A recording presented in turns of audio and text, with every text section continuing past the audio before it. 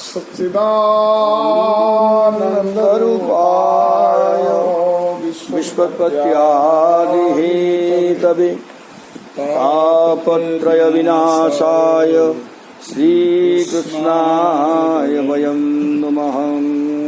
वसुदेवसुतं देवं कंसचाणूरमर्दनं देवकी परमानन्दं कृष्णं वन्दे जगद्गुरुम्। कल्पतरुभ्यश्च कृपा सिन्धुभ्य एव च पतितानां पावनेभ्यो वैष्णवेभ्यो नमो नमः। ज्ञानतिमिरान्धस्य ज्ञानाञ्जनशलाकया चक्षुरुन्मीलितं येन तस्मै श्रीगुरवे नमः। व्याधस्याचरणं ध्रुवस्य च वयो विद्याधीन्द्रस्य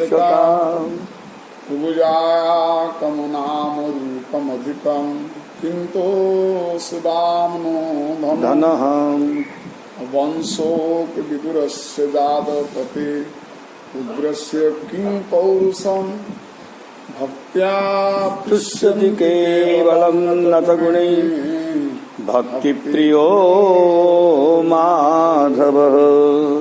भक्तिप्रियो माधवः। प्रह्लादतालधारी तरणगतिदया शुद्धो कांस्यधारी वीणाधारी सुरश्री सुरकुशलतया कर्तार्जुनो भूतुम् इंद्रो वादिमृदंग जय जय सुतरार्कितने ते कुमारः जत्राविर्भावोक्ता सरस्वतया व्यासपुत्रो बभूव। बर्हापीडाभिरामम् मृगमदतिरकं कुण्डलाकान्तगन्धं पञ्जाख्यं कम्बुकण्ठं स्मितसुभगमुखं स्वाधरे न्यस्तवेणुं अस्यामं शान्तं त्रिभङ्गं रविकरवसनं भूषितं वैजयन्त्या वन्दे वृन्दावनस्थं युगदिशतभूतं ब्रह्मगोपालवेशं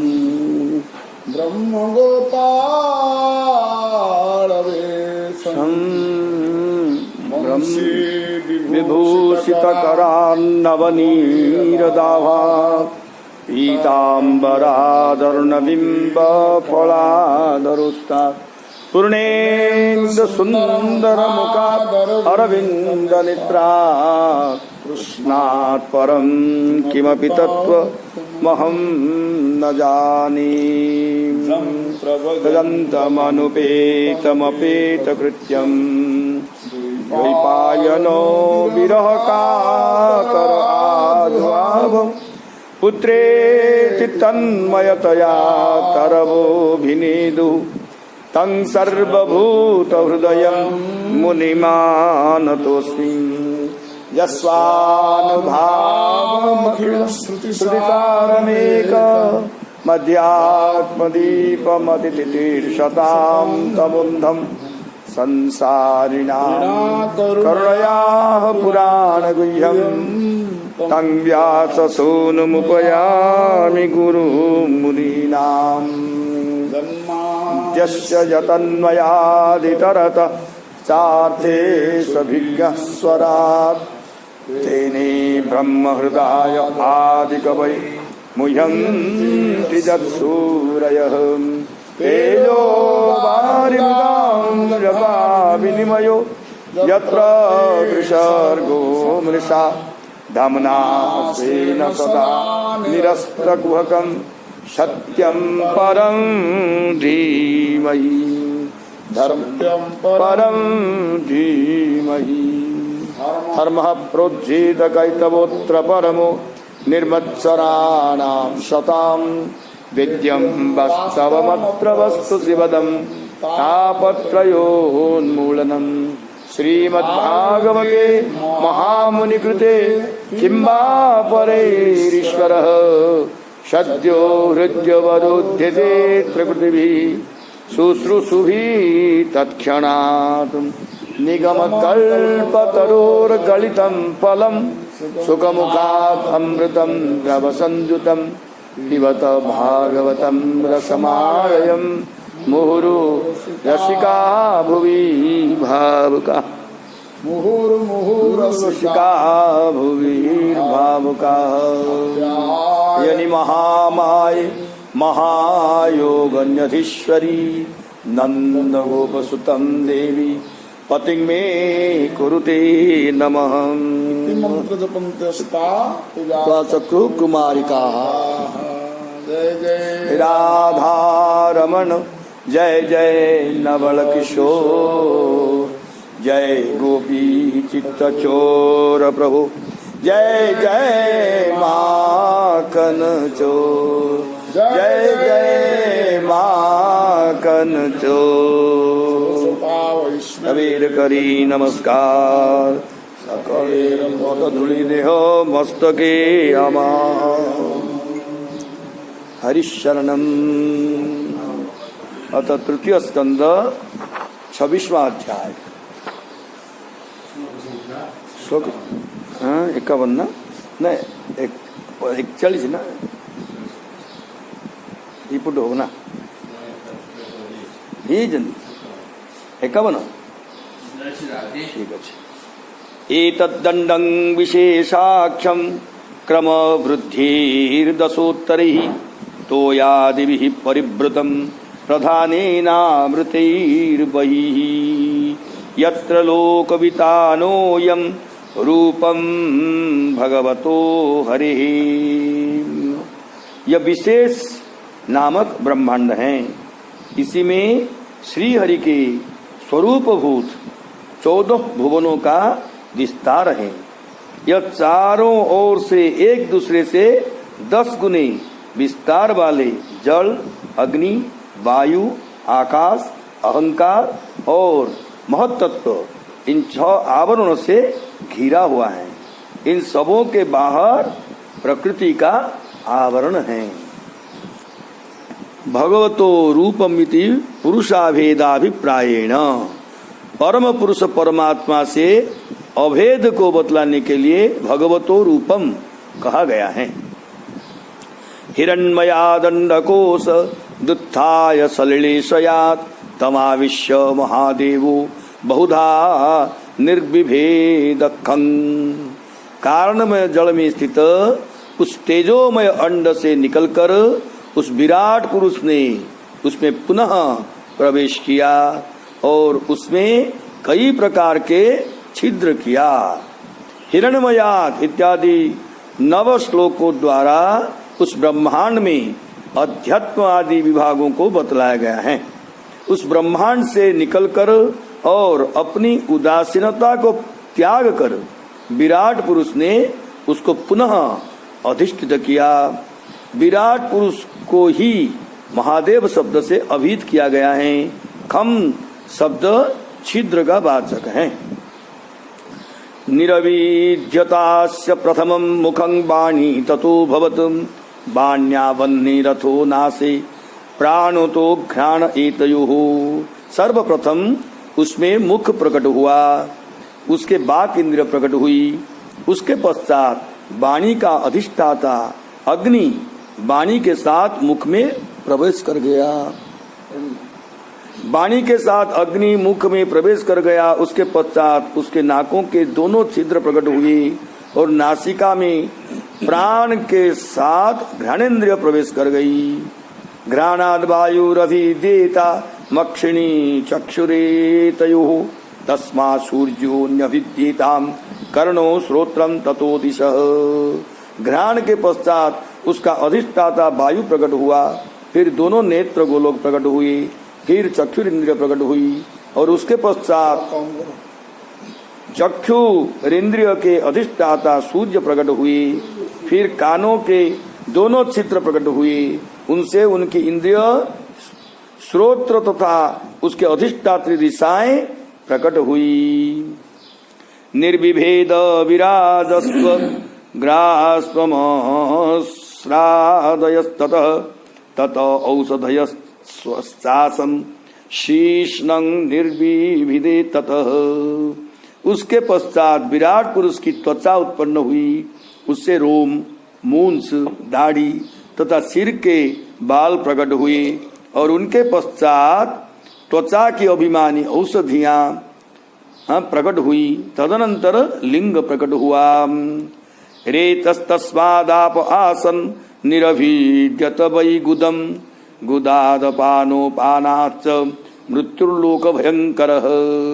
लिंग से वीर्य और वीर्य से लिंग का अभिमानी जल उत्पन्न हुआ। फिर गुदा प्रकट हुई, उससे अपान वायु और अपान वायु से लोगों को भयभीत करने वाली मृत्यु देवता प्रकट हुई।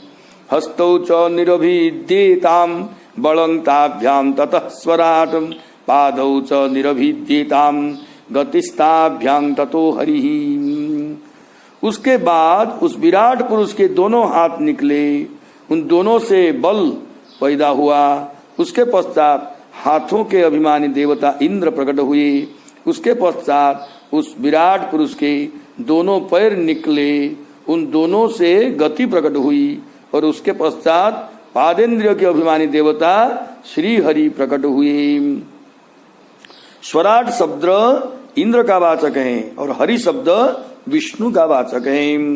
नाड्योश निरभिद्यंत ताभ्यो लोहितमाभृतम नत्यस्ततः समभवन उदरं निरभिद्यत। विराट पुरुष की जब नाड़ियां उत्पन्न हुई तो उनमें रक्त भर गया, उससे नदियां हुई। उसके पश्चात विराट पुरुष का उदर प्रकट हुआ।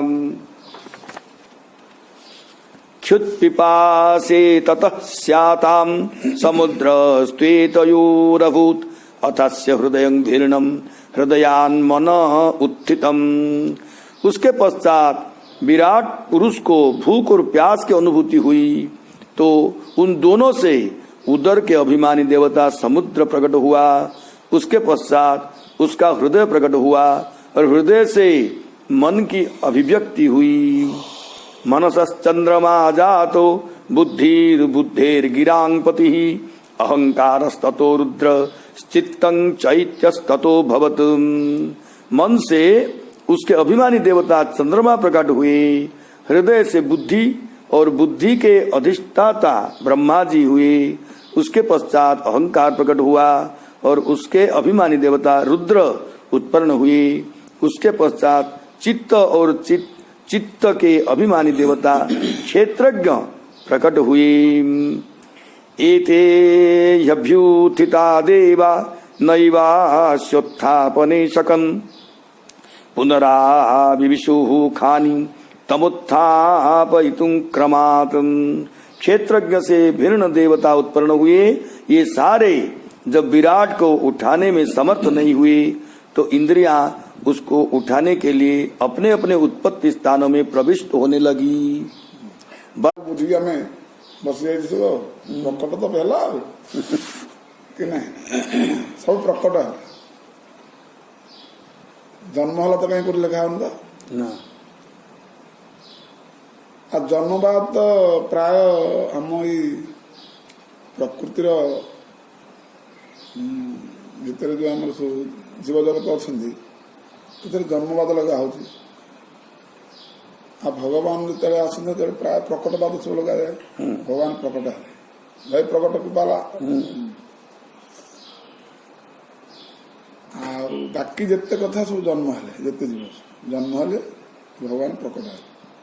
अच्छा विराट पुरुष जो गोटे गोटे पाठ सब हो तो क्या जन्मवाद तो लगुना सब प्रकट हेले कि नहीं आ सबूरा तो प्रकट है पुणी जो प्रलय आड़ को जाऊँ कहूँ सब अप्रकट है जहाँ कारण तत्व सब मिशीगले से कारण तत्व से कारण तत्व से मिशी गले आसला प्रकट हो गले गला बेलू अप्रकट हो गले कि नहीं आम भितर कि से पुरेला जे सब जन्म हो से मरीगले कि नहीं ଯେତେ ସବୁ ଦେବ। ଆମ ଭିତରେ ପଶୁଛି ଆମେ ଜନ୍ମ ହେଲେ ଆମେ ମଲେ ତ ପ୍ରକଟ ପ୍ରକଟରେ କୋଉ ଭୟ ବା କୌଣସି ମାନେ ଉଦ୍ବେଗ ବା ଶଙ୍କା ସନ୍ଦେହ କିଛି ଗୋଟେ କାହିଁ ରହୁଛି କି ନାହିଁ ତ ଦ୍ୱନ୍ଦ୍ୱ ସେମିତି କିଛି ନାହିଁ। କିଛି ତ ରହୁନି। ଆଉ ଜନ୍ମ ମରଣ କଲେ ଭୟ ଲାଗୁଛି କି ନାହିଁ? ହୁଁ। ଆରେ ଜନ୍ମ କଥା କମ କଷ୍ଟ, ଗର୍ଭରେ ରହିଲା ବେଳକୁ କଷ୍ଟ କହିବାକୁ ନାହିଁ, ଆଉ ମଲା ବେଳକୁ କମ କଷ୍ଟ। ପ୍ରକଟ ପ୍ରକଟ ତ କାହିଁ ସେଭଳି ତ କିଛି ବାହାରୁନି। ନା। ପ୍ରକଟ ବେଳେ ଏତେ କଷ୍ଟ ଆଉ ଅପ୍ରକଟ ବେଳେ ଏତେ ଦୁଃଖ ଅଛି ନା।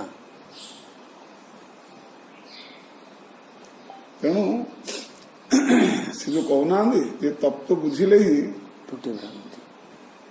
ଏ ଯୋଉ ମରଣ ଆଉ ଜନ୍ମର ଯୋଉ ପରିପାଟି ଭିତରେ ଆମେ ପଶିଛେ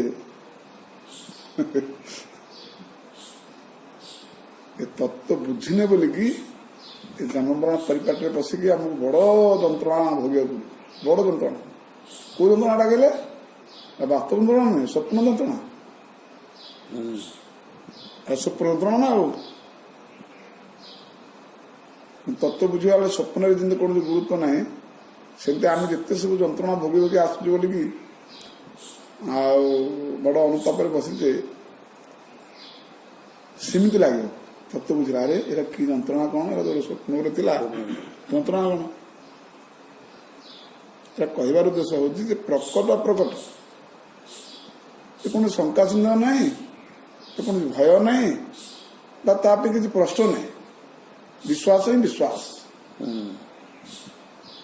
କି ନାହିଁ? କାହିଁ ବିଶ୍ୱାସ ଜାଗାରେ ପୁଣି ଭୟ ପ୍ରଶ୍ନ ଥାଏ କି? ନା। ନା, ବିଶ୍ୱାସ ତ ବିଶ୍ୱାସ। ଭଗବତ ଜଗତରେ ପ୍ରକଟ ହିଁ ପ୍ରକଟ, ପ୍ରକଟ ହିଁ ପ୍ରକଟ ଲଗା ହଉଛି। ପୁଣି ଏଥିରେ କୌଣସି ପ୍ରଶ୍ନକାର ନାହିଁ। ବାସ୍ ଆନନ୍ଦରେ ଶୁଣିବାକୁ ହଉଛି, ବାସ୍ ଭଗବାନଙ୍କର ବଢିଆ ଲୀଳା, ନା ତାଙ୍କର ଇଚ୍ଛା, ଆଉ କଣ କଣ କଣ କଣ ଆଗକୁ ଆଗକୁ ସବୁ ହେଇଯାଉଛି ବାସ୍ ଶୁଣିବା ଶ୍ରଦ୍ଧା ଏସବୁ ରହୁଛି। ଆଉ ଜନ୍ମ ମରଣ କଥା ଦ୍ୱାରା ଆମ ଏକର କଥା ପଡୁଛି। ଓ ଶଙ୍କା ବହୁତ, ପ୍ରଶ୍ନ ଯେ ଅନେକ, ଦୁଃଖ ଯେ ଦୁଃଖ। ପୁରା ମୁଁ ନିଜେ ଭୋଗିଛି ପରା, ଏଇଭଳି ଲାଗୁଥାଏ। ମୁଁ ସେଟା ନିଜେ ଭୋଗିଛି ପରା, ଭୁକ୍ତ ଭୋଗୀ। ଭଗବାନଙ୍କ ଲୀଳା କେମିତି ଯେମିତିକି ଅଧରମ ମଧୁରମ ବଦନ ମଧୁର, ତଳିତ ମଧୁରମ ଗଳିତ ମଧୁର, ମଧୁରାଧିପତେ ଅଖିଳ ମଧୁରମ, ଅଖିଳ ଅଖିଳ ମଧୁର, ମଧୁରମୟ ମଧୁରମୟ ଭଗବାନ ଲୀଳା। ଆରେ ଏ ସୃଷ୍ଟି ଏଭଳି ମଧୁର ମଧୁର। ଭଗବତ ସାଇଟରେ ରହିକି ଭଗବତଙ୍କର ହେଇକି ତମେ ଏଗୁଡାକ ସବୁ ବିଚାର କର। କେବଳ ମଧୁର ମଧୁର, କୌଣସି ଟେନସନ ଏତେ ନାହିଁ। କେବଳ ମଧୁର ମଧୁର ହିଁ ତମକୁ ଆନନ୍ଦ ଆନନ୍ଦ ହିଁ ଲାଗିବ, ଅମୃତ ଅମୃତ ହିଁ ଲାଗିବ। ସେକର କନେକ୍ସନଟା କାଟିଲା ମାତ୍ରେ ଆମେ ଯୋଉ ଗୋଟେ କୁଆଡୁ ରାଜ୍ୟ ତ କୁଆଡୁ ଗୋଟେ ଆଣିକି ପୁରେଇକି ତା ଭିତରେ ଆମେ ରାଜ୍ୟ କରୁଛେ, ଦୁଃଖ ହିଁ ଦୁଃଖ ହିଁ ଦୁଃଖ ହିଁ ଦୁଃଖ। ଜନ୍ମ ମରଣ ତକ ବାସ୍ତବ କହିବାର ଉଦ୍ଦେଶ୍ୟ ତାର ତତ୍ତ୍ୱ ବୁଝ। ବିରାଟ କେତେ ଥର ବର୍ଣ୍ଣନା ହେଲେଣି ବିରାଟ ପୁରୁଷଙ୍କ କଥା? 3 ଥର ନା 4 ଥର ହେଲେଣି? 3 ଥର ହେଲେଣି। ତୃତୀୟ ଥର ଏଇଟା। ତୃତୀୟ ଥର ବିରାଟ ପୁରୁଷ ହେଲେଣି। ସେଇ କଥା ମୁଣ୍ଡରେ ପଶୁଛି। ଏସବୁ ପ୍ରକଟ ହେଇଗଲା, ସେ ନାସା ପ୍ରକଟ ହେଇଗଲା, କର୍ଣ୍ଣ ପ୍ରକଟ ହେଲା, ତାର ଦେବତା ପ୍ରକଟ ହେଇଗଲେ, ଏସବୁ ପ୍ରକଟ ହେଇଗଲେ। ତେଣୁ ଆମ ଗୁଡା ସବୁଗୁଡାକ ସବୁ ଭଗବାନଙ୍କର ପ୍ରକଟ ଜିନିଷ ଲଗେଇଲେ କଣ ଅସୁବିଧା? ଯୋଉଟା କି ଭୟ ନାହିଁ, କି ଶୋକ ନାହିଁ, କୌଣସି ଟେନସନ ନାହିଁ, କୌଣସି ବ୍ୟସ୍ତତା ନାହିଁ, ବା କୌଣସି ବିରକ୍ତି ଭାବ ନାହିଁ। କୌଣସି ଜୀବନ ତ ଯିବ, କୌଣସି ଜିନିଷ ତ କୁଆଡେ ଯିବାର ଆସିବାର ନାହିଁ, ଅଛି କି? ସବୁଗୁଡା ପରିପୂରକ ଭାବରେ ବ୍ୟାପକ ଭାବରେ ସ୍ଥିତି ହେଇକି ଅଛି ନା ନାଇଁ? ମାନେ ପ୍ରକୃତିଠୁ ଆରମ୍ଭ କରିକି, ମହତ୍ୱଠୁ ଆରମ୍ଭ କରିକି, ଅହଙ୍କାରଠୁ ଆରମ୍ଭ କରିକି, ପଞ୍ଚଭୂତକୁ ଧରିକି ସବୁଗୁଡା ଠୋସ ଭାବରେ ଅଛନ୍ତି ନା ନାଇଁ? ପରିପୂର୍ଣ୍ଣ ଭାବରେ କେହି କୁଆଡେ ତ ଯିବାର ନାହିଁ।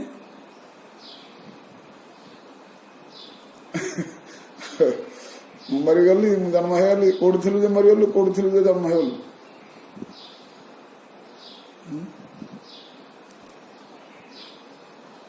ତେଣୁ ଭଗବତ ଚିନ୍ତନରେ ହିଁ ପ୍ରକଟ ଅପ୍ରକଟ ଭାବ ଆସେ। ଆମେ ଗୁରୁ ତୁମକୁ ଲଗାଉଛି ନାହିଁ ଗୁରୁଦେବ ଆମର ପ୍ରକଟ ଲୀଳା, ପ୍ରକଟ ଲୀଳା। ପ୍ରକଟ ଲୀଳା ପ୍ରକଟ ଲୀଳା ଭଗବାନଙ୍କ ପ୍ରକଟ ଲୀଳା ପ୍ରକଟ ଲୀଳା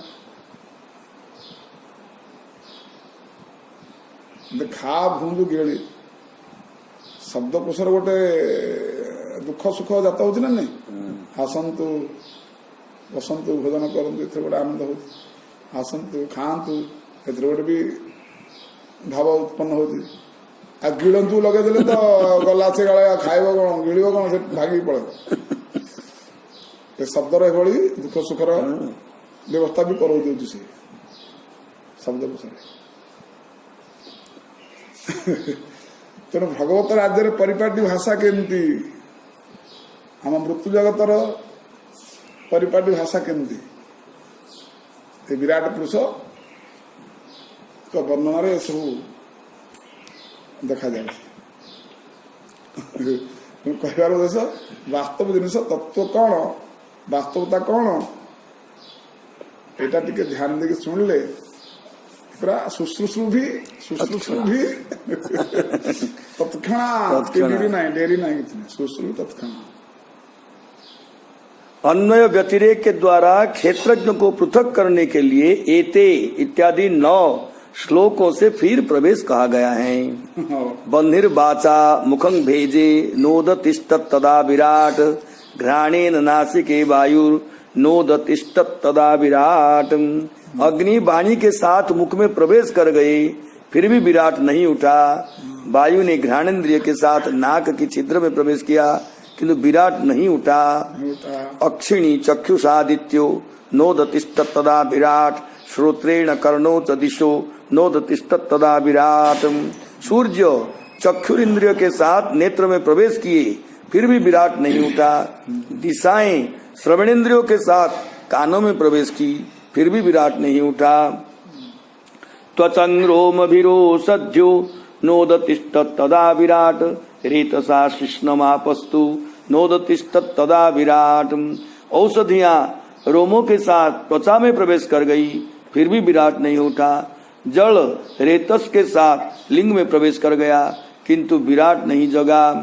गुदं मृत्युरपानेन नोदतिष्ठ तदा विराट हस्ताविंद्रो बले नैव नोदतिष्ठ तदा विराट। मृत्यु अपान के साथ गुदा में प्रवेश कर गया फिर भी विराट नहीं उठा। इंद्र बल के साथ हाथों में प्रवेश कर गए फिर भी विराट नहीं उठा। विष्णुर्गत्यैव चरणौ नोदतिष्ठ तदा विराट नाड़ी नद्यो लोहितेनम नोदतिष्ठ तदा विराट। विष्णु ने गति के साथ चरणों में प्रवेश किया किंतु विराट नहीं उठा और नदियां रक्त के साथ नाड़ियों में प्रवेश की किंतु विराट नहीं जगा। क्षुत्रूढ़भ्यां मुदरं सिंधुर नोदतिष्ठ तदा विराट हृदय मनसा चंद्रो नोदतिष्ठ तदा विराट। समुद्र भूख तथा प्यास के साथ उदर में प्रवेश कर गया फिर भी विराट नहीं जगा। चंद्रमा मन के साथ हृदय में प्रवेश कर गया किंतु विराट नहीं जगा। बुद्ध्या ब्रह्मापि हृदयं नोदतिष्ठ तदा विराट रुद्रोभिमत्या हृदयं नोदतिष्ठ तदा विराट। ब्रह्मा बुद्धि के साथ हृदय में प्रवेश कर गए किंतु विराट नहीं जगा। रुद्र अभिमति के साथ हृदय में प्रवेश कर गए फिर भी विराट नहीं जगा। चित्तेन हृदयं चैत्य क्षेत्रज्ञः प्राविशत् जदाम विराट तदैव पुरुषः सलिलादुदतिष्ठत। जब क्षेत्रज्ञ चित्त के साथ हृदय में प्रवेश किया उस समय विराट जल से उठ गया। जब क्षेत्रज्ञ चित्त के साथ हृदय में प्रवेश किया उस समय विराट जल से उठ गया। यथा प्रसुप्तम पुरुषम प्राणेन्द्रिय मनोधियः प्रभवन्ति बिना येन नोत्थापयितुमोजसाम। जैसे सोए हुए पुरुष को प्राण मन इंद्रियां और बुद्धि तथा क्षेत्रज्ञ परमात्मा की सहायता का बिना उठने में समर्थ नहीं होते हैं उसी तरह वे भी विराट पुरुष को क्षेत्रज्ञ परमात्मा के बिना नहीं उठा सके। विराट देह को, व्यष्टि देह को दृष्टांत रूप से बतलाकर सांख्य दर्शन के वर्णन का प्रयोजन जथा इत्यादि 2 श्लोकों के द्वारा दिखाया गया है। तमस्मिन् प्रत्यगात्मानं धिया योग प्रवृत्तया भक्त्या विरक्त्या ज्ञानेन विविच्या त्वनिचिन्तयेत्। उस आत्मस्वरूप प्रत्यगात्मा अर्थात क्षेत्रज्ञ को इस शरीर में स्थित जानकर भक्ति, वैराग्य तथा चित्त की एकाग्रता से प्रकट ज्ञान के द्वारा चिंतन करना चाहिए। पहले परमेश्वर की भक्ति करे और परमात्मा से भिन्न वस्तुओं से विरक्त हो जाए। उसके पश्चात चित्त की एकाग्रता रूपी योग के द्वारा उत्पन्न जो ज्ञान, उसके द्वारा परमात्मा स्वरूप क्षेत्रज्ञ का इस कार्य कारण समूह रूप शरीर में पृथक करके चिंतन करना चाहिए। इति श्रीमद्भागवते महापुराणे तृतीय स्कंदे भावार्थ दीपिकायां टीकायां 26तमोऽध्याय 26 अध्याय से प्रकृति पुरुष विवेक से मुक्ति प्राप्ति का वर्णन। ये सांख्य दर्शन, सांख्य दर्शन। श्री भगवान उवाच प्रकृतिस्थोपि पुरुषो नाद्यते प्राकृतिर्गुणैः अविकारादकृतत्वात् निर्गुणत्वात् जडार्कवत्। प्रकृति के कार्य शरीर के भीतर रहने वाला भी आत्मा स्वभावतः निर्विकार होने, अकर्ता होने और निर्गुण होने के कारण प्रकृति के गुणों से उसी तरह लिप्त नहीं होता है जिस तरह जल के भीतर प्रतिबिंबित होने वाला सूर्य जल के शैत्य एवं चांचल्य आदि गुणों से संपृक्त नहीं होता है। ऐसे तो से कथा कहते 27वें अध्याय में अनेक साधनों से संबंध योगों के द्वारा प्रकृति पुरुष विवेक से मोक्ष की प्राप्ति का वर्णन किया गया है। विवेक ज्ञान के द्वारा मोक्ष की प्राप्ति का प्रतिपादन करने के लिए शुद्ध पुरुष का प्रकृति से भेद ज्ञान नहीं होने के कारण संसार की प्राप्ति होती है। इस पूर्वोक्त अर्थ का प्रकृतिस्थोपी इत्यादि 3 श्लोकों से स्मरण दिलाते हैं।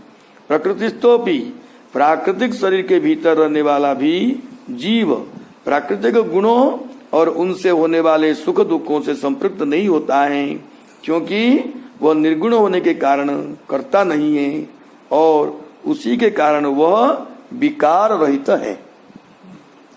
स्वयेष जरिहि प्रकृतिर्गुणेष्वभि विसज्जते अहं क्रिया विमूढ़ात्मा कर्तास्मीत्यभिमन्यते।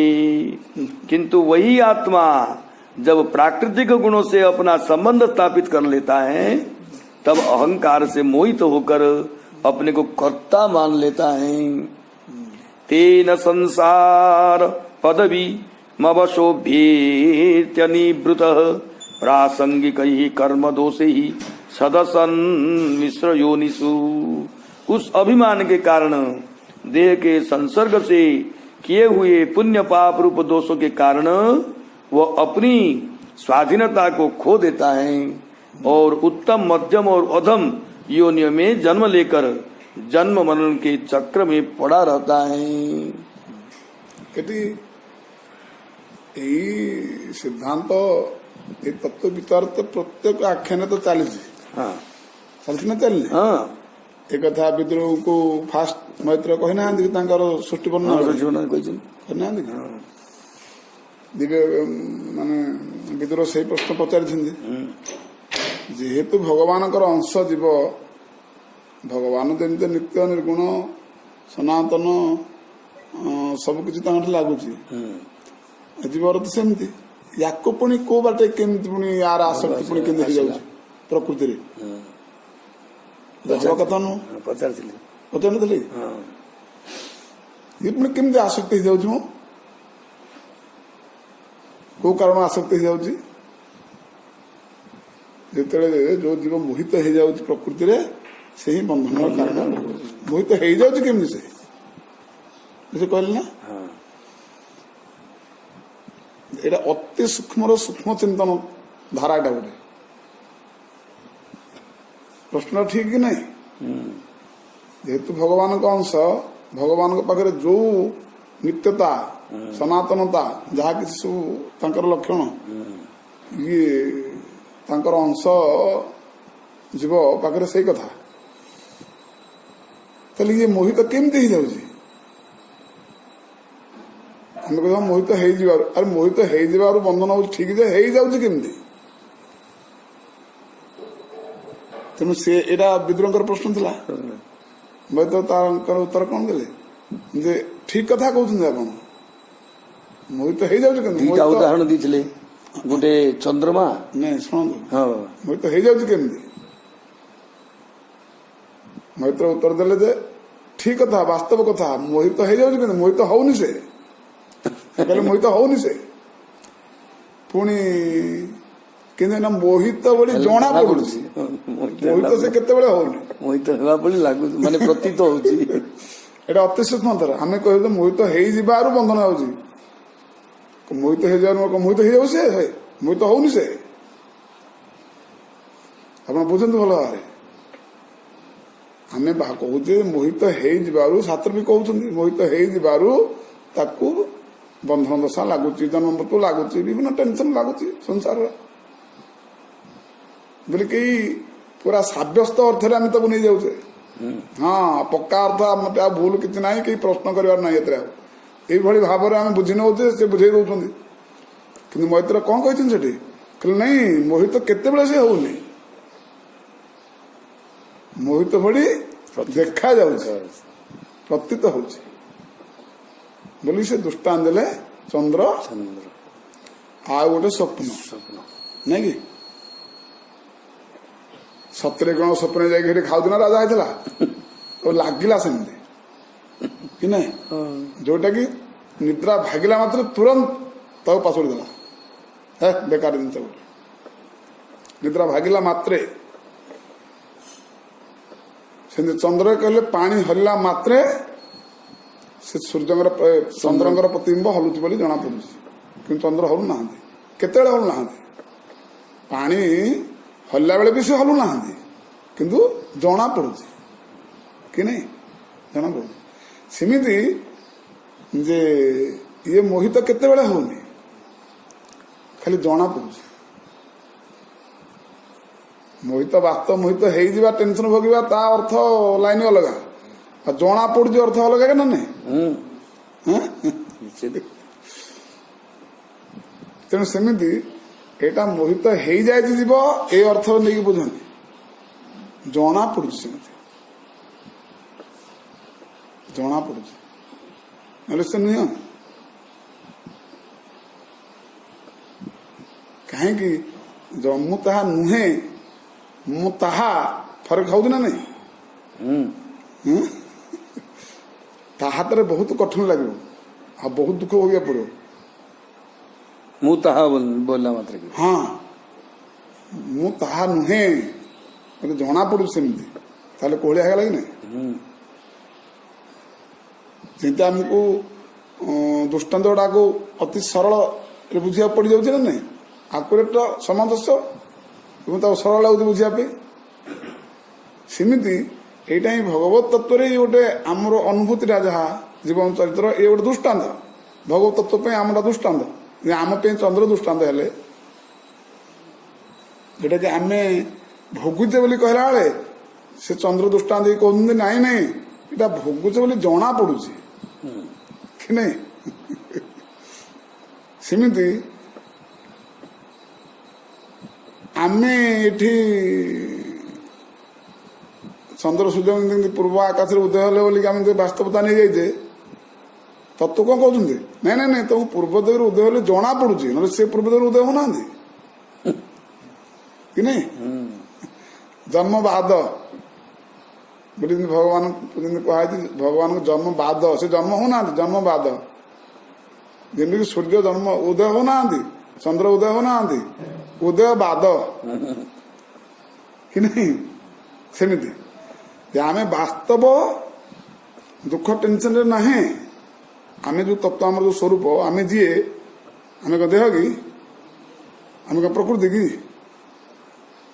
नहीं आम जो भगवान अंश से स्थित चिंतन प्रतिवृत्ति कर प्रश्न पचार से स्थित से प्रश्न से स्थित उत्तर नियो देख आम वास्तव स्थित आमको जना पड़ू जना पड़ू माने जिते छाड़देवा ना जना पड़ू माने जिते छाड़देवा आम सेटा बोली कहला बेलू छाड़ी होती ना आम वास्तवता अनुभव करने से बोली कि सीना छाड़ी होनी कि आमको जना पड़ू कहले जिते छाड़देवा ए कौन अच्छी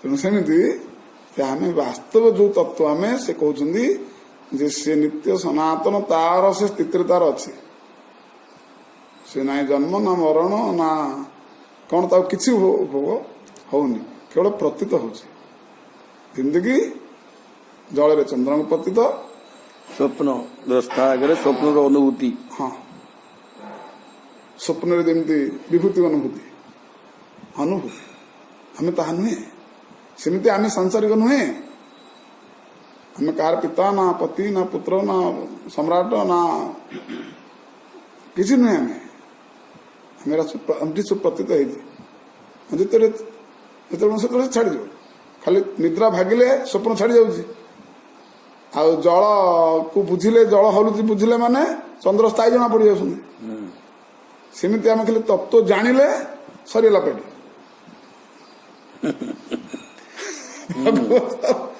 सूक्ष्म कौशल से रखी कौशलटा तत्व आ कौन ए बढ़िया कौशल गोटे पकई कहने बढ़िया फांद पकई गोटे फांदे जाणीगला आउ जीव से फाशरे पड़ो कि पड़ो आम क्या गोटे फाश पकाचे गोटे लोक ये पकेगा बा शिकारी जाऊँगी जीव को ये पकेगा शिकार जाणीगला अरे यहाँ गोटे व्यवस्था करा मो से आप पछुआ भाग्य ना अब यहाँ है तत्व विचार भगवान जो कौशल तेणु बड़ सुंदर जगन्नाथ दास सब कहते कौन मुझे संसार छंदी भक्त पारे मते बांधी भगवान ये गोटे संसार कर सब जीव पड़ुंट भक्त गोटे गोटे अच्छा से भगवान भर बांधि दौरान जमीक जाते छड़ा बड़ी सी जानी मत द्वारपाल हाँ पड़ो भगवान जाणी आसते ना ना कथा प्रसंग लीला करू करू करू द्वार पड़ा फल पड़ा द्वारपाल तक जो इंद्र के इंद्र से हम हम ए गंडाकर इंद्र होता ए साबुन इंद्र हम आम किए चतुर है से जो इंद्र से इंद्र हम ये अदथा गोटे द्वारा पढ़े भर रहे ठीक हेले केवल जना पड़ू आम कौन समय केत ही आम से मोहित होना जना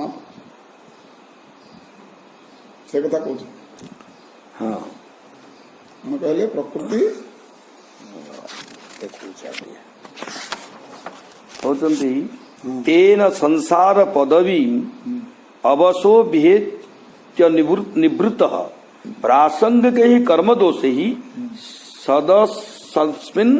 सदसन मिश्रयो निशु उस अभिमान के कारण देह के संसर्ग से किए हुए पुण्य पाप रूप दोष के कारण वो अपनी स्वाधीनता को खो देता है और उत्तम मध्यम और अधम योनियों में से जन्म लेकर जन्म मरण के चक्र में पड़ा रहता है। जरा स्वाधीनता को हरे बसला हरे बसु त्रिगुण रे अधीन होगी त्रिगुण अधीन होगी सब भोग भोगिला पनिशमेंट पाइला ता भितर कहूँ मु स्वाधीन नहीं कौन उन कर्मों में लगे रहने के कारण प्राकृतिक संबंध जन्य कर्मों के कारण वो उत्तम मध्यम और नीच योनियों में जन्म लेकर संसार चक्र में पड़ा रहता है। संसार चक्र में पड़ा रहता है। अर्थे ह्य विद्यमानेपि संश्रुतिर्न निवर्तते ध्यायतो विषयान्यस्य स्वप्नेनर्थागमो यथा। संसार के विषय मिथ्या है, किंतु उनमें अहंत्व ममत्व आदि का अभिमान हो जाने के कारण विषयों के नहीं रहने पर भी उन विषयों का ध्यान करने मात्र से भी उसी तरह से संसार की निवृत्ति नहीं होती है जिस तरह स्वप्न के विषयों के न रहने पर भी स्वप्न पदार्थों में आस्था हो जाने के कारण शोक दुख आदि अनर्थों का अनुभव करना पड़ता है।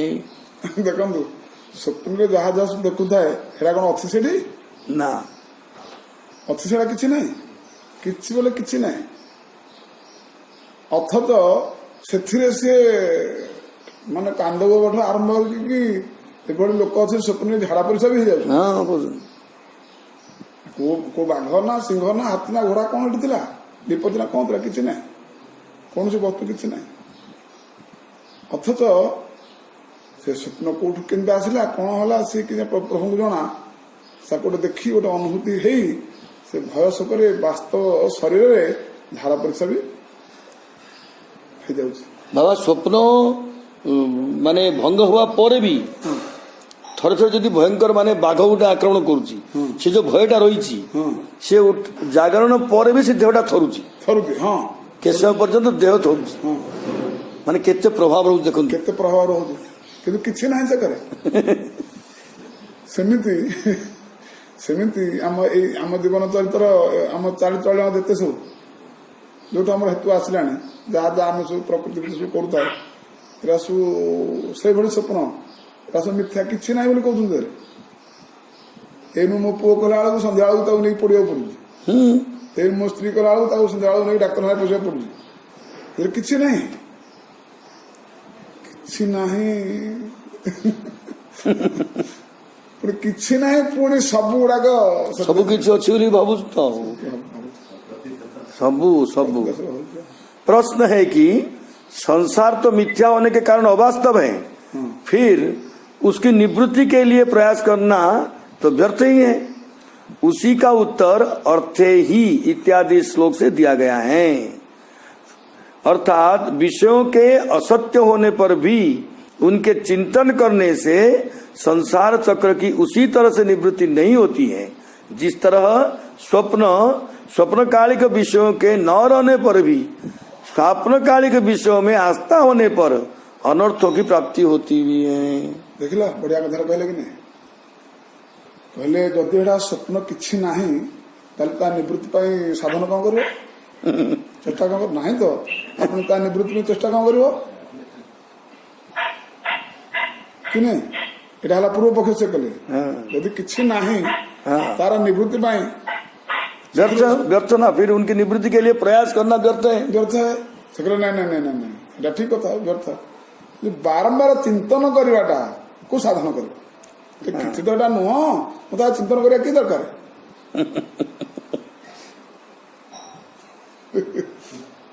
चिंतन न करने ही साधन करवा से जिनस हटि जाऊ बोली साधन ना तो हटू कौन जो चिंतन होटा न कर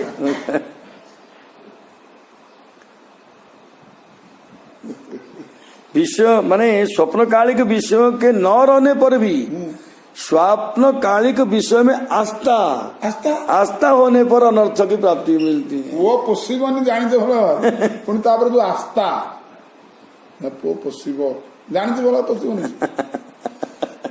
कि जो पोषिब जो आस्था अच्छी सहीटा रखना तो जानी से पोषिबनी आ आस्था रखु कहीं जानियो माने कौन विषयटा एमती होची सी देखु जे तापो पचारानी मो पोषण कर जानी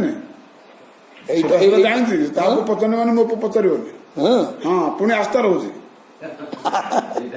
अच्छी ना जानूची पुओ बालुंगा मद फद पी बड़ बालुंगा कथा मानुनी किसी ना ये कौन मोर पोषे बोली जानूची पुणी आस्था रोचे कहीं ना धर जहाँ तुम अच्छी संपत्ति बाड़ी बोली जहाँ अच्छी मो पोषणी बोले कौन अन्य पोना करदेव कि ना न माने से पुओ पर आस्था अच्छी हाँ ସେ ପୁଅ ରାସ୍ତା ଅଛି ନା ନାଇଁ? ସେମିତି ଜାଣୁଛି ଏଟା ସ୍ୱପ୍ନ ମିଥ୍ୟା ମାୟା କିଛି ନାହିଁ, ପୁଣି ରହୁଛି ଆସ୍ଥା କି ନାହିଁ? ଆସ୍ଥା ରହୁଛି, ଆସ୍ଥା ରହୁଛି। ଏଇଟା ତ ଆଉ ସେ ଆସ୍ଥା ନ ରହିବା କଥା, ସେ ଆସ୍ଥା ନ ରହିବା କଥା। ତମ ପୁଅ ବୋଲି କହ କିଛି କଥା, ସେଥିପାଇଁ ଦୃଷ୍ଟାନ୍ତ ଦିଅନ୍ତି। ଆରେ ମଣିଷ ଶରୀରକୁ ଛାଡ଼ିଦେଲେ ବାକି ଯେତେ ଶରୀର ସବୁ ପୁଅ ଝିଅ ସେମାନେ ଜନ୍ମ କରୁନାହାନ୍ତି କି? କୋଉ ପୁଅ ଝିଅ ଉପରେ କାହାର ଆସ୍ଥା ଅଛି? ଆଉ ନାହିଁ ଅଛି ନା, ଅଳ୍ପ ଟିକେ ବଡ ହେଲେ ସେ ତାର ସିଏ ଖାଲି ତା ଡେଣା ଲାଗିଲେ ତାର ସେ ତାର ଇଏ ସରିଲା, ଡେଣା ଲାଗିଲା ପର୍ଯ୍ୟନ୍ତ ତାର ଯତ୍ନ ସେ ନେବେ। କିନ୍ତୁ ଆମେ ତ ପୁରା ତ ପୂର୍ଣ୍ଣଟା ତା ଲାଷ୍ଟ ପର୍ଯ୍ୟନ୍ତ 7 ଜଣ ପାଇଁ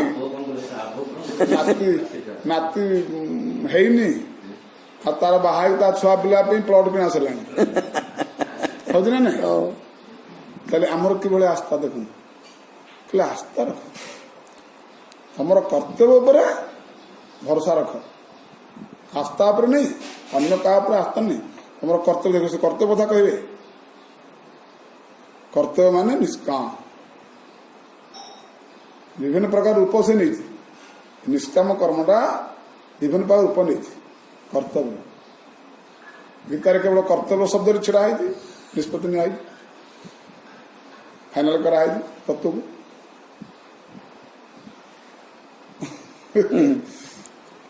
अतएव शनैश्चित्तं प्रसक्तमसतां पथि भक्ति योगेन तीव्रेण विरक्त्या च नयेत वशम। अतएव बुद्धिमान मनुष्य को चाहिए कि वह तीव्र भक्ति योग तथा वैराग्य के द्वारा विषयों में आसक्त मन को धीरे धीरे अपने बस में करे। चूंकि विषयों का चिंतन करना ही अनर्थों का कारण है, अतः मन को ही अपने बस में करना चाहिए। इस अर्थ का प्रतिपादन अतएव इत्यादि श्लोक से किया गया है।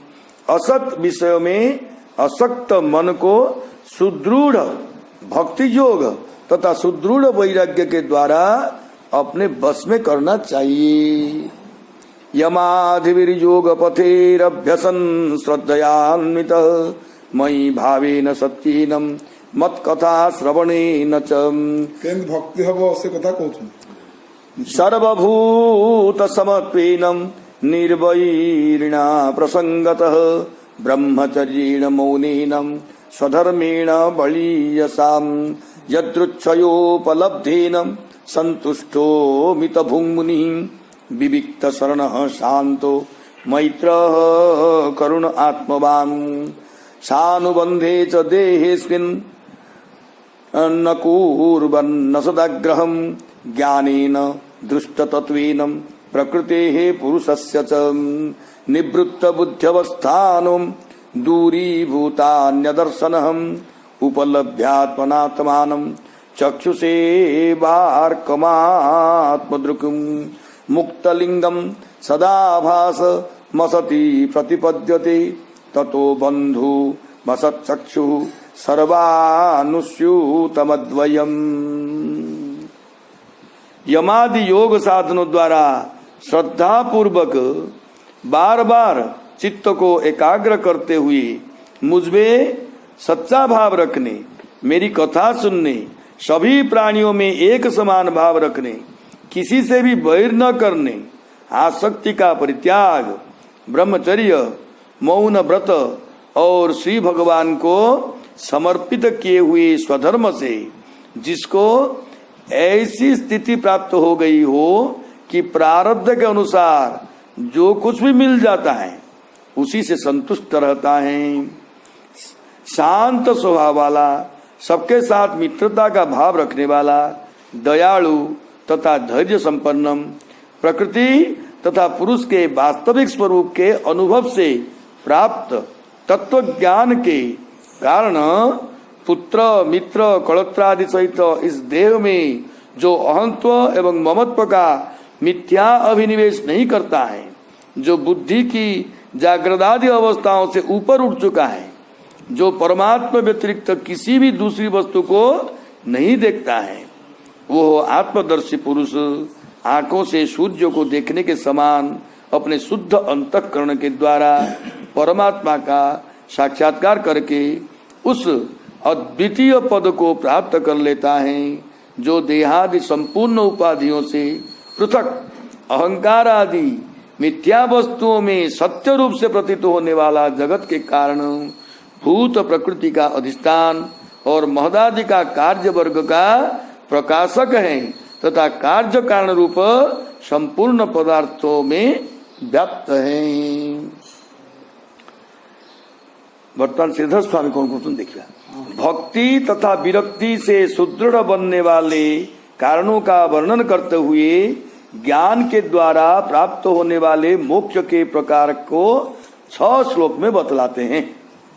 यम आदि योग के द्वारा बार बार चित्त को एकाग्र करने का अभ्यास करते हुए योगी आत्मा को प्राप्त करके शोभों में अनुस्यूत रहने वाले परमात्मा को प्राप्त कर लेता है। यह आगे के 11वें श्लोक से अन्वय है। सत्येन भावेन का अर्थ है निष्कपट प्रेम के द्वारा। निष्कपट प्रेम सत्येन भावेन निष्कपट प्रेमेन। असंगत पद का अर्थ है आसक्ति त्याग के द्वारा। बलियसा एवं धर्मेण का अर्थ ईश्वर को समर्पित कर्मानुष्ठान के द्वारा। ईश्वर समर्पित कर्म करने सबले। विविक्त शरण का अर्थ है अहंत ममत्वाभिमान रहित होना। नवेश जेंद व्याकरण गोटे घोषा पाठ व्याकरण घोषा पाठ ना घोषले तुम व्याकरण कहि परिबन हातर कर परिबन घोषिया पड़े पूरा सेमिति शब्द गुड़ाक वाक्य गुड़ाक पूरा घोषिया कथा सब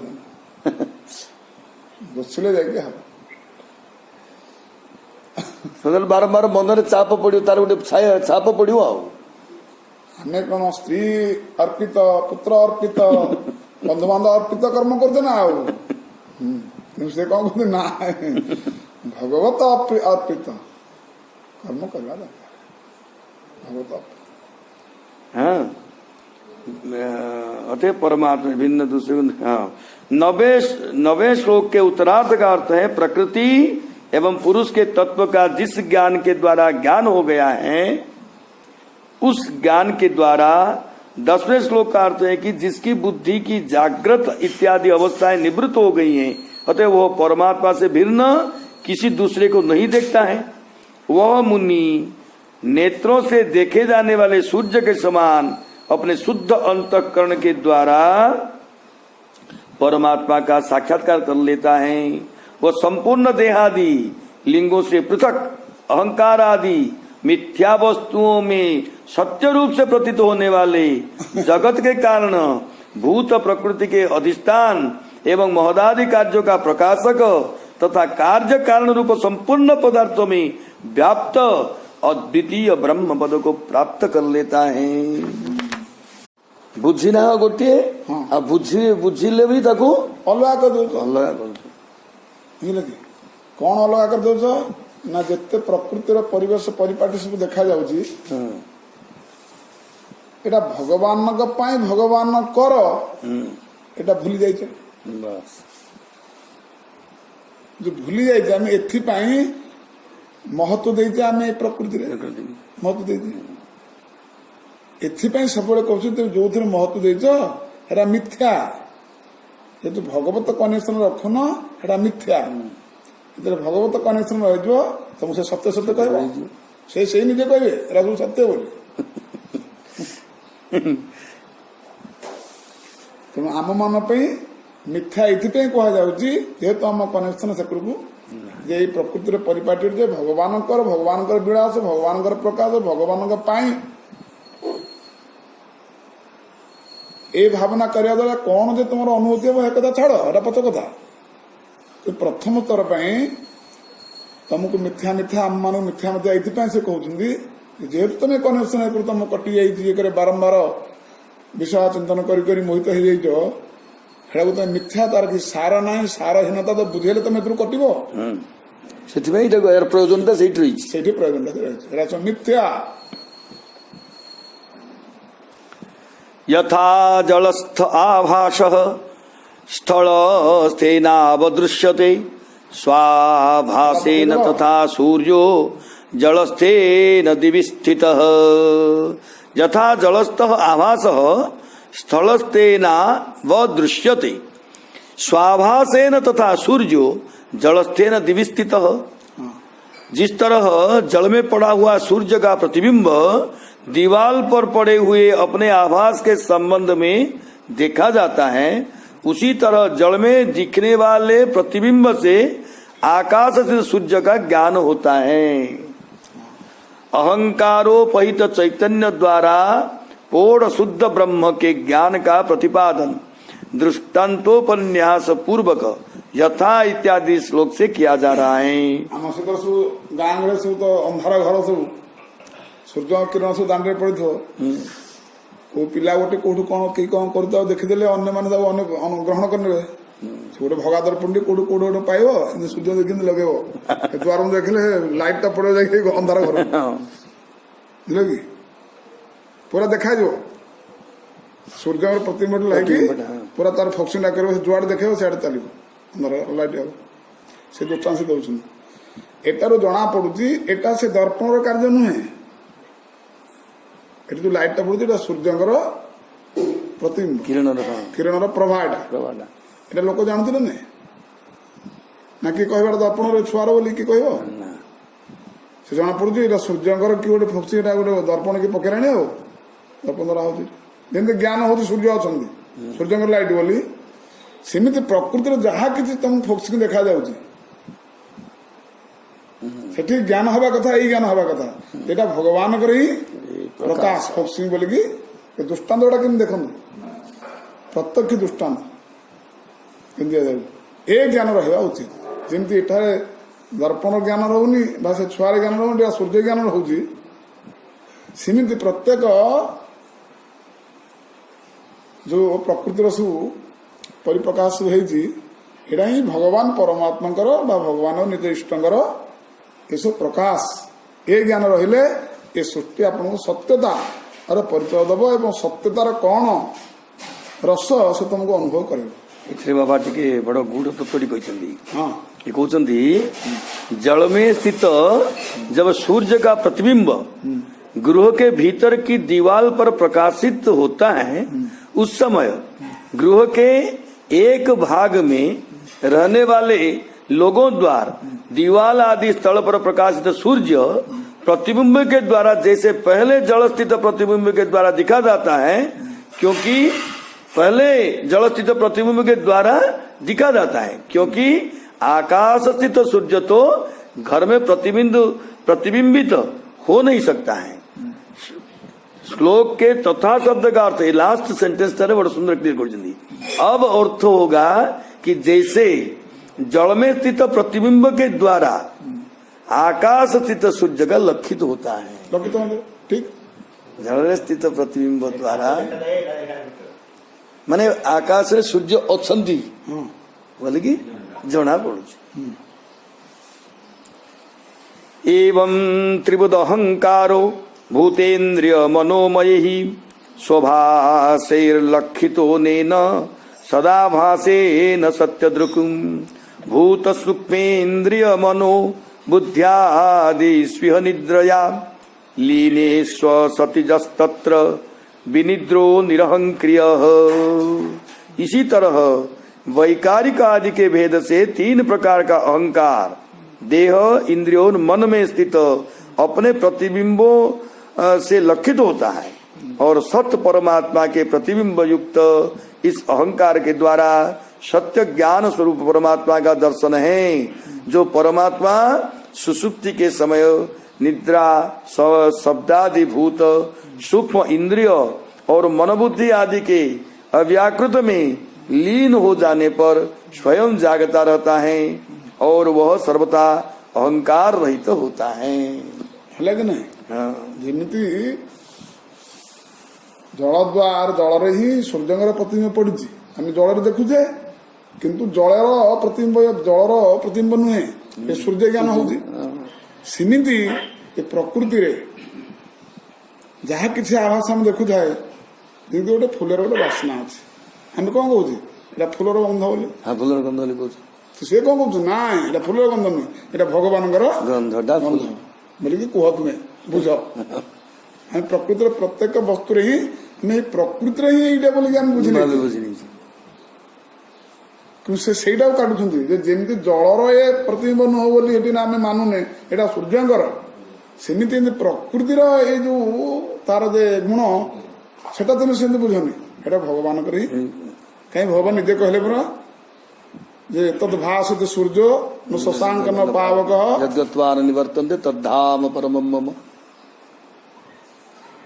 ଯେମିତିକି ସୂର୍ଯ୍ୟଙ୍କର ଯୋଉ ତେଜ ଅଛି ସେ ତେଜ ହିଁ ମୁଁ ଜଳର ଯୋଉ ସ୍ୱାଦ ଅଛି ସେ ସ୍ୱାଦ ହିଁ ମୁଁ ପୁଣ୍ୟ ଗନ୍ଧ ପୃଥିବ୍ୟାଂ ଚ ଏସବୁ କହିଥିଲି ନା ପୁଣ୍ୟ ଗନ୍ଧ ପୃଥିବ୍ୟାଂ ଚ ତେଣୁ ସେମିତି ସେଥିପାଇଁ ସେ ସୂର୍ଯ୍ୟଙ୍କର ପ୍ରତିବିମ୍ବ ଦୃଷ୍ଟାନ୍ତଟା ଦଉଛନ୍ତି ତେଣୁ ଆମକୁ ବୁଝିବାକୁ ପଡିବ ବା ସେ ବୁଝଉଛନ୍ତି ଏଇଟା ଯେ ଯାହା କିଛି ପ୍ରକୃତି ଜଗତରେ ଯାହା କିଛି ଦେଖାଯାଉଛି ଯାହା ପାଖରେ ଯୋଉ ଗୁଣ निताय गौर सीतनाथ की जय राधा मदन गोपाल की जय ଯୋଉ ବସ୍ତୁରେ ଯୋଉ ଗୁଣ ଯୋଉ ରସ ତୁମକୁ ଅନୁଭୂତି ହଉଛି ତାହା ସେ ବସ୍ତୁର ନୁହେଁ भगवान ସେ ହଉଛି ସେ ଭଗବାନଙ୍କର ଏଇଟା ଅନୁଭୂତି ହେଲେ ଏ ସଂସାର ସତ୍ୟ ବୋଲି ତୁମକୁ ପ୍ରତୀତ ହବ ନିତ୍ୟତା ବୋଲି ପ୍ରତୀତ ହବ ଏଇ ଜ୍ଞାନ ନଥିବାରୁ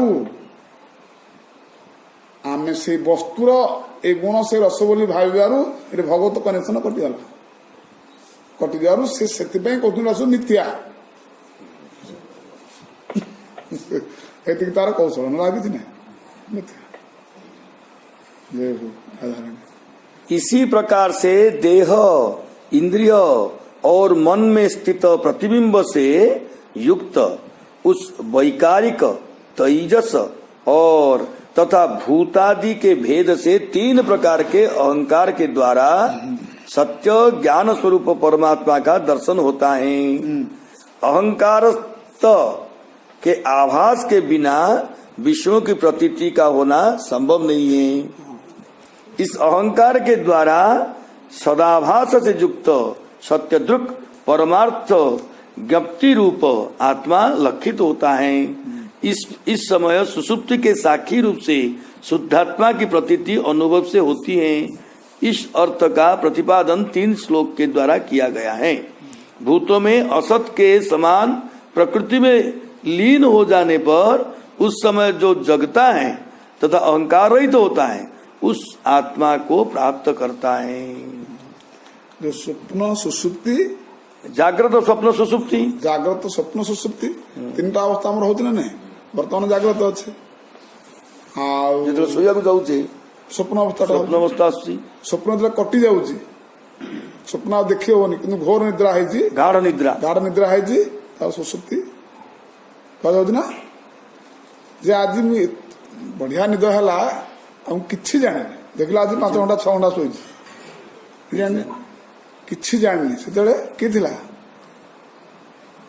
से कहूँ मुझे जानी बोली थिला ना किए साक्षी रूप थिले थे ना जोटा कि सब जगह जदिओ किसी नथिला सेतले देह नथिला मन नथिला बुद्धि काम करनुतला किछि काम करनुतला हेले भी आमे कहले किंतु बढ़िया निद होइतला कि जानले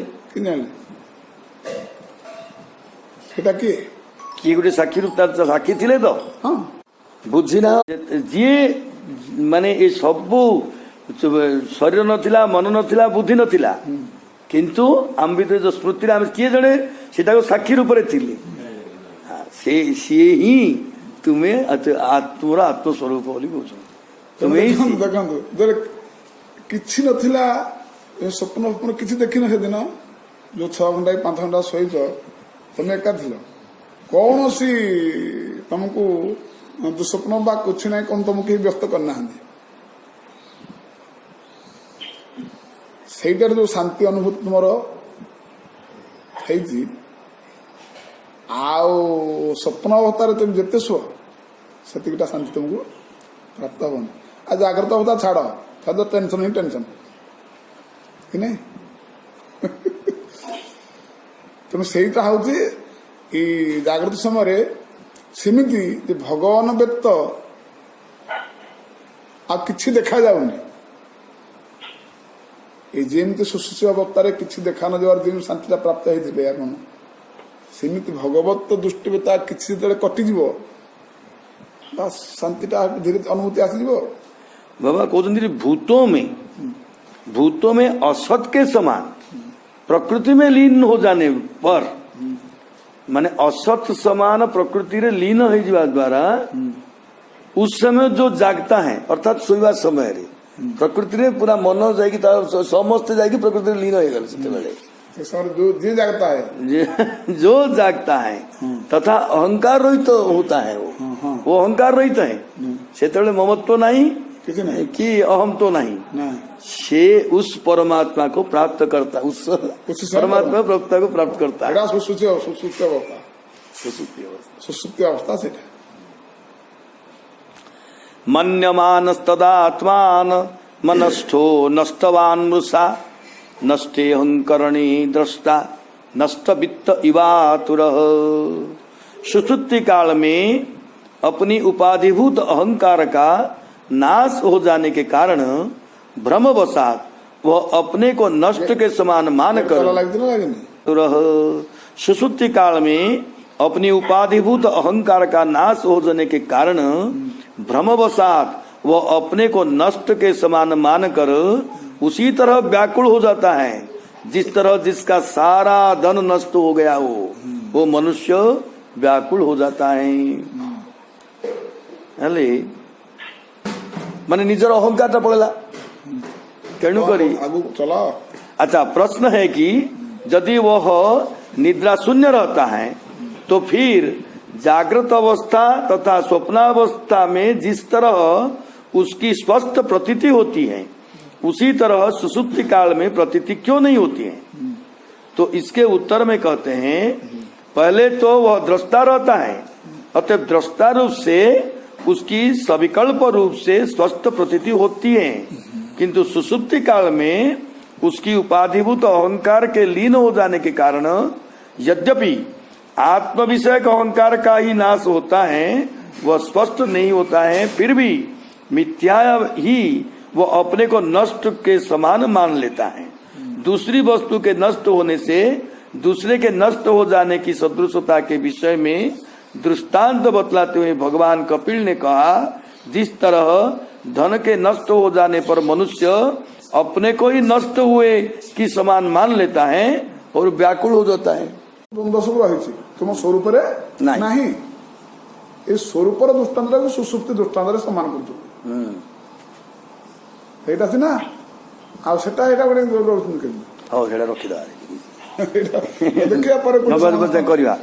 एवं प्रत्यवमृष्यासात्मानं प्रतिपद्यते साहंकारस्य द्रव्यस्य योवस्थानमनुग्रह। इन सारी बातों का मनन करके विवेकी पुरुष अपनी आत्मा का अनुभव कर लेता है जो आत्मा अहंकार के साथ ही संपूर्ण तत्वों का अधिष्ठान और प्रकाश है।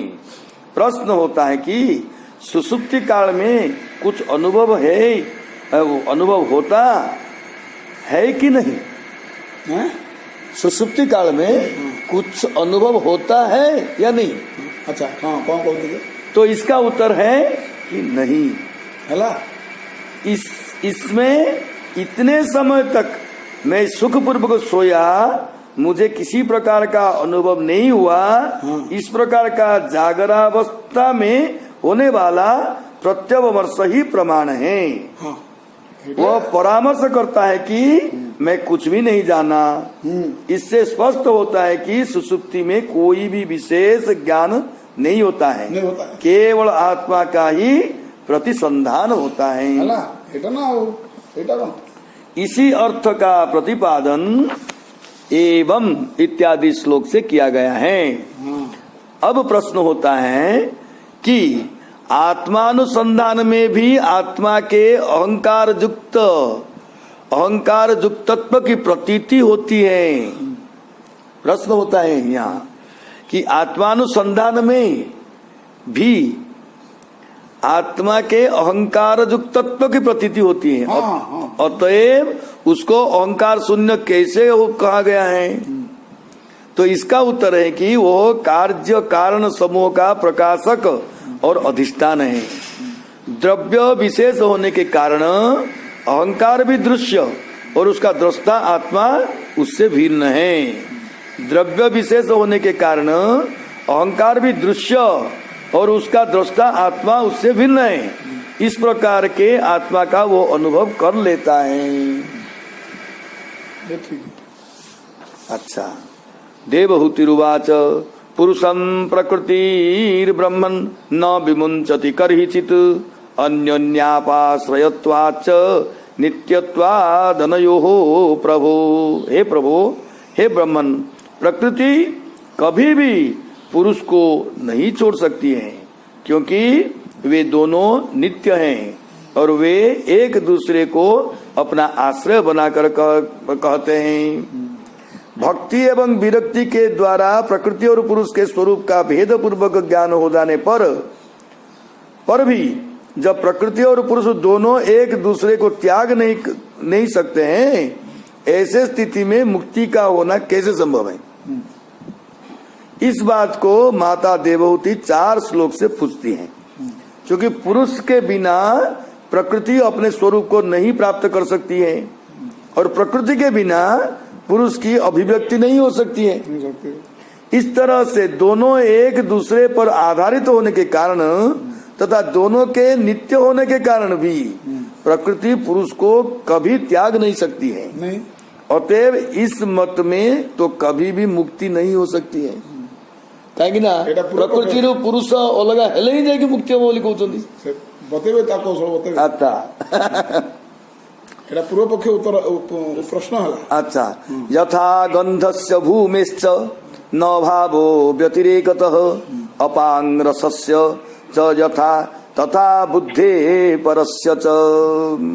जिस तरह गंध और पृथ्वी एवं रस एवं जल इन सबों की एक दूसरे से अलग अलग रहकर सत्ता नहीं रख सकती है, उसी तरह प्रकृति और पुरुष भी एक दूसरे से अलग नहीं रह सकते हैं। मेरा प्रश्न, हाँ, इस श्लोक में देवहूति ने व्यतिरेकाभाव मात्र में दृष्टांत उपन्यस्त किया है। जैसे पृथ्वी और गंध के साथ साथ रहने पर भी उनकी सत्ता बना रही है तथा जल एवं रस दोनों की भी सदा साथ ही साथ रहने पर उनकी सत्ता बनी रहती है। ये यदि एक दूसरे से पृथक हो जाए तो उनकी सत्ता नहीं रह जाएगी। इसी तरह प्रकृति और पुरुष दोनों की सत्ता दोनों के साथ साथ रहने की ही कारण है। अकर्तुः कर्म बंधोऽयं पुरुषस्य यदाश्रयः गुणेषु सत्सु प्रकृतेः कैवल्यं ते स्वतः कथम। जिसके आश्रय से अकर्ता पुरुष को कर्मों का बंधन प्राप्त होता है, उस प्रकृति के गुणों के रहते हुए उसे कैवल्य प्रद की प्राप्ति कैसे होती है? हाँ, उससे क्या होता है? तो इस पर देवहूति कहती है कि जिन गुणों के कारण अकर्ता पुरुष कर्म के बंधन में पड़ जाता है, उन गुणों के रहते हुए पुरुष को कैवल्य की प्राप्ति कैसी होती है? क्वाचि तत्वावमर्शेन निवृत्तम भयमुल्वणम अनिवृत्त निमित्तत्वात् पुनः प्रत्यवतिष्ठते। कभी तत्वों का विचार करने के कारण संसार का बंधन रूपी भयंकर भय दूर भी हो जाए तो भी उसके कारणभूत प्रकृति के गुणों का अभाव नहीं होने के कारण वह भय पुनः उपस्थित हो सकता है। अतएव कभी तत्व विचार आदि कारणों के द्वारा संसार की भय निवृत्ति हो जाने पर भी संसार का भय इसीलिए बना रहेगा कि संसार बंध का कारण प्रकृति है। वो जब तक बनी रहेगी तब तक तो संसार के बंधन का भय तो बना ही रहेगा। ये प्रश्न सो ऐसा प्रश्न। श्री भगवान उवाच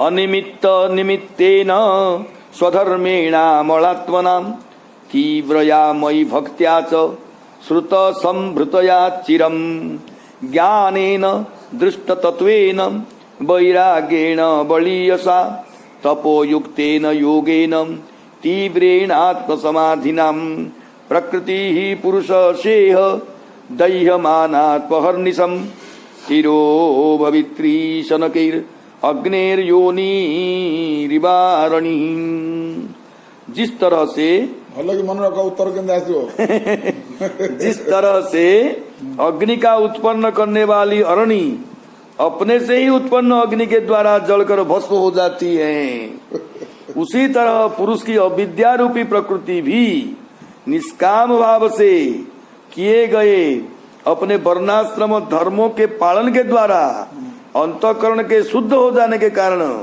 बहुत दिनों तक श्री भगवान की कथा का श्रवण करने के कारण परिपुष्टि हुई भक्ति के द्वारा तत्वों का साक्षात्कार कराने वाले ज्ञान के द्वारा प्रबल वैराग्य के द्वारा व्रत तथा नियमादि रूपी तपस्या के साथ किए गए ध्यानाभ्यास से चित्त की एकाग्रता के द्वारा पुरुष की प्रकृति क्षीण होती हुई धीरे धीरे लीन हो जाती है।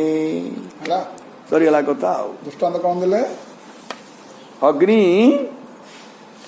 काठ भितर जो लुचि थिबा अग्नि सेठू प्रकट ही निजू का पूरा शेष कर काठ ही शेष करदेले कि नहीं? हाँ करदेले। ताकरी भितर ही थिले काठ भितर ही अग्नि थिले सेठू प्रकट हेले जोठू प्रकट थिले सेटा ही ध्वंस करदेले। सेमिति धीरे धीरे ये सब माने ज्ञान भक्ति वैराग्य दृढ़ भक्ति व्रत नियम ध्यान ये समस्त शुद्ध अंतःकरण हो जाएगी। प्रश्न कौन थिला? प्रकृति पुरुष हाँ उभयंकर जड़ा जड़ी कहीं क्या छाड़ी दी छाड़ा मात्रे छाड़ी तो पारिबनी ताले छाड़िया तुम कहूच केम संभव पर तुम तार उत्तर से दे छाड़ केवल से कथटा को से बारंबार विभिन्न प्रकार फेणाऊँ आसक्ति अनासक्ति लगे अनासक्ति है छाड़गला आसक्ति है लगिगला यहीटा खाली कहे ना कि ना दृष्टांत गुड़ा देले ये सब चमकृत कर अरण्य ही अग्नि अच्छी ना तुम कह अग्नि आ काठ के एकाठी के रहा एकाठी तो रही रही केमती अच्छा अच्छा ना काठर अग्नि अच्छा अलग केमी भर हम तुम खाली घसी दियो घसी काठ काठ घसी देले अग्नि आसी अग्नि उत्पन्न हो से काठ अग्नि उत्पन्न होगी से काठ को भी ध्वंस करदेवे यही शरीर अच्छी भली मोह ममता यही शरीर की संतप्त दुख अनुभव करो यही शरीर ही एभली शक्ति अच्छी तुम शांति अनुभव कर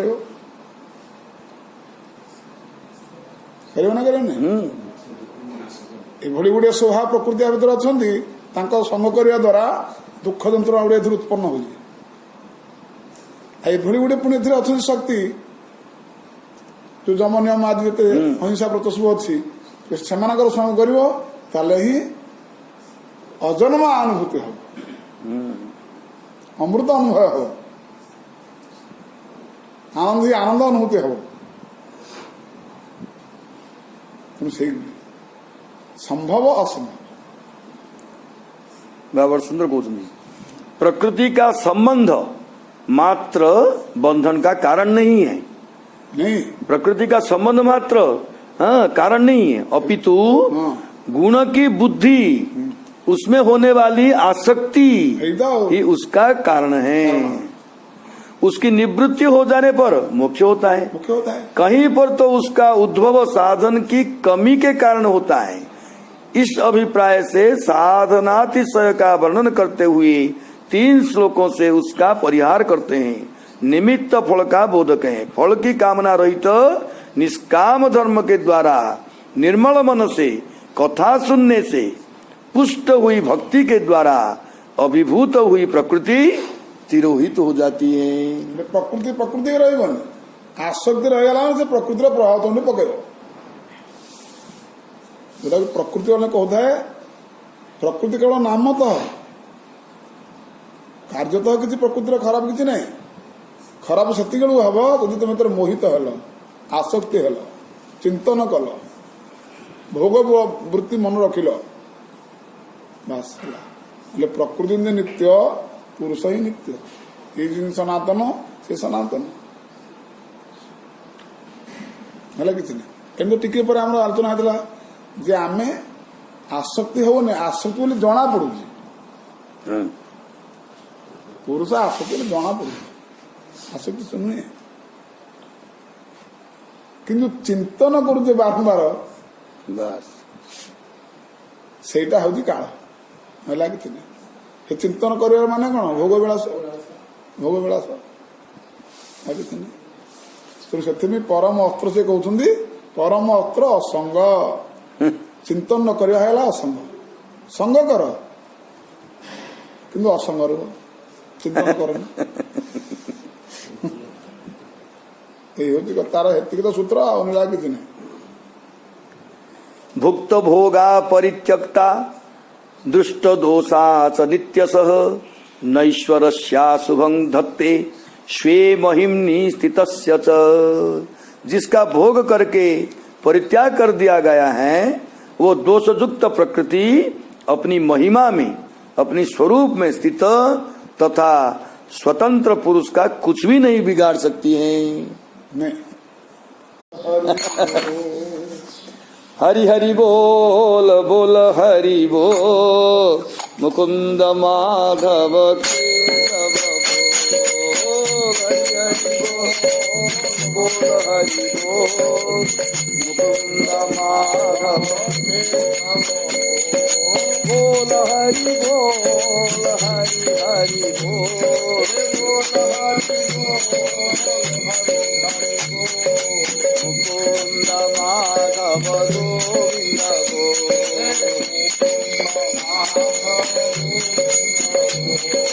मुकुंद माधव गोविंद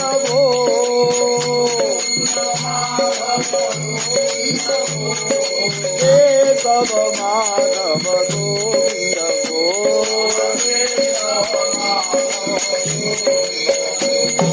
गोविंद हरि बोल हरि हरि बोल,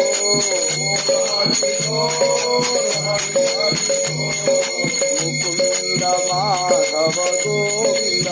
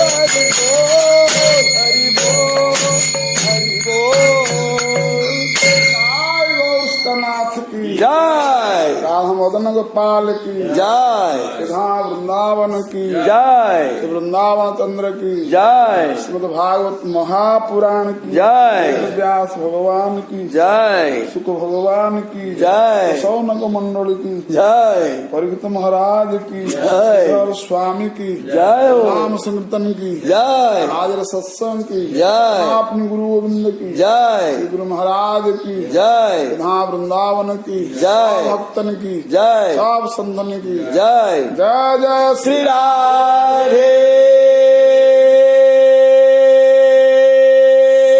श्याम गौर हरि बोल प्रेमानंद निताय गौर हरि हरि बोला